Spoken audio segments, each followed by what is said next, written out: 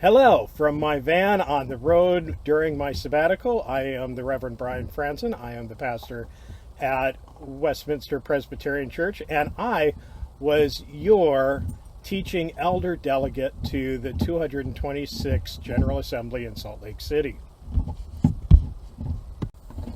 I got high in Colorado doing the committee work for General Assembly.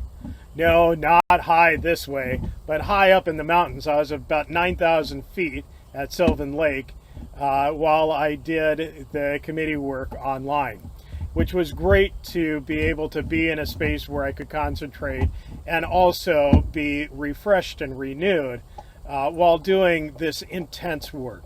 And if you've never been on a committee for General Assembly, you will understand that there is a lot of work that goes into it. It's very rewarding to be able to be part of that process, but it is a lot of work and it is a lot of stress as you're thinking and trying to figure out what you're doing, which made for the committee work to be wonderful. We also had a great set of moderators for our committee that helped move things along and really made for good work for the polity things that'll come forward. I'll talk about more of the things that came up in polity when we go to a vote later this year on the proposed amendments that will come before us. The plenary this year for General Assembly was in Salt Lake City, and the team that put it on went out of their way to make an amazing experience for all of those who were involved.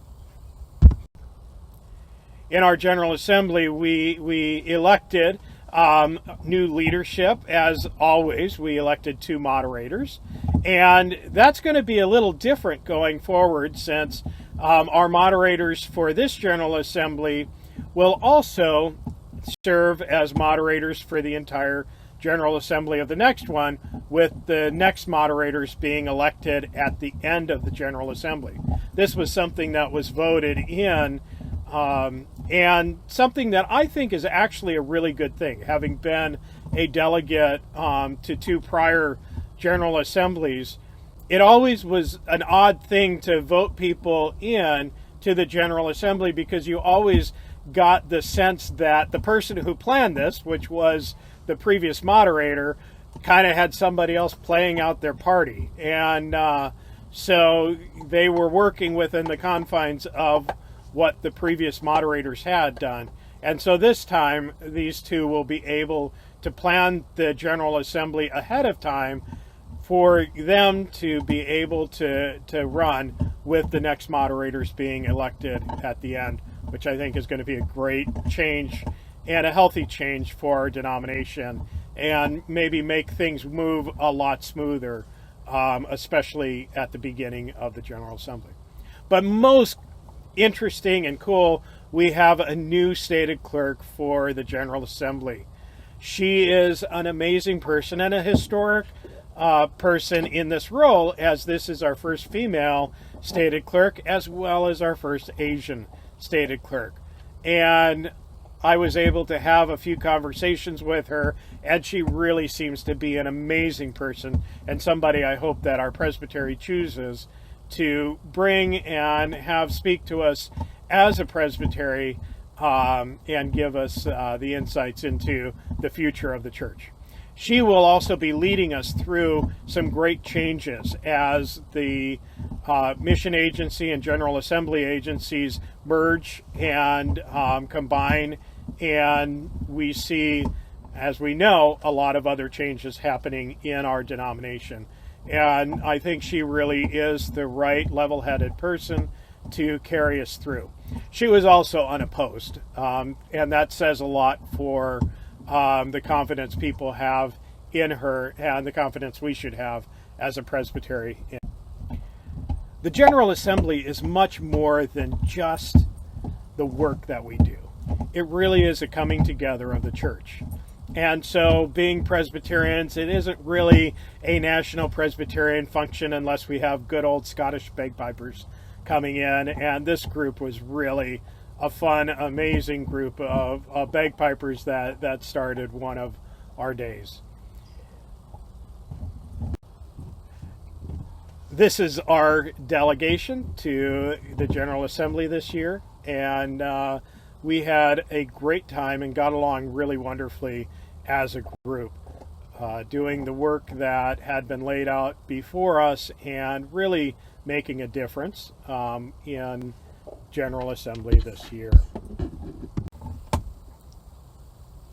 The work of the General Assembly is done during the plenary sessions, and in those sessions we have a mix of time that we are working on the business that's before us. We have speakers that come in to talk about different agencies, different projects that are going on in the denomination, and other things that just pop up every once in a while, like an impromptu dance or things like that, which make General Assembly a unique experience to be at.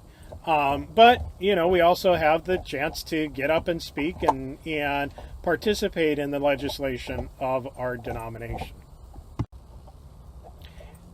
Have you ever wondered how much it costs the denomination to run? Well, here you go. This is the budget, expenses and revenue for 2025 and 2026. As you can see, that's a lot of money, and a lot of money that we really don't have as a denomination anymore, which is why they're working on things like consolidating the GA with the mission agency, as well as taking other cost savings moves in order to help us to keep our per capita at a rate that is affordable for our congregations, as well as do the mission and work of our denomination. The next General Assembly is going to be really important to that point, as they will be looking at a lot of the future ways that our denomination runs, from the joint GA mission agency and whatever that ends up looking like, to the General Assembly itself and how we go about the General Assembly. So look forward to that, and those who want to be delegates, think about it now so that you can sign up and be a delegate. It is a great experience, and so I would highly recommend it. The theme of General Assembly was Live into Hope, and that played out in a lot of ways, through the work that we did, but also the fellowship that we had. Our moderators spent a lot of time helping us to relax, to dance, to celebrate being the church and being with one another. This was the first plenary session since COVID for the denomination, and it was a very important plenary session for us to come together and recognize that we are one church who's called to live into hope, to live for justice, and to live for one another. And so I hope that this report will be received well, and if you have any questions, I will be back in a few days, and you are more than welcome to email me or to call me, and I would love to talk to you or any group within the Presbytery about the issues that came up in this General Assembly. Thank you very much, and have a blessed day.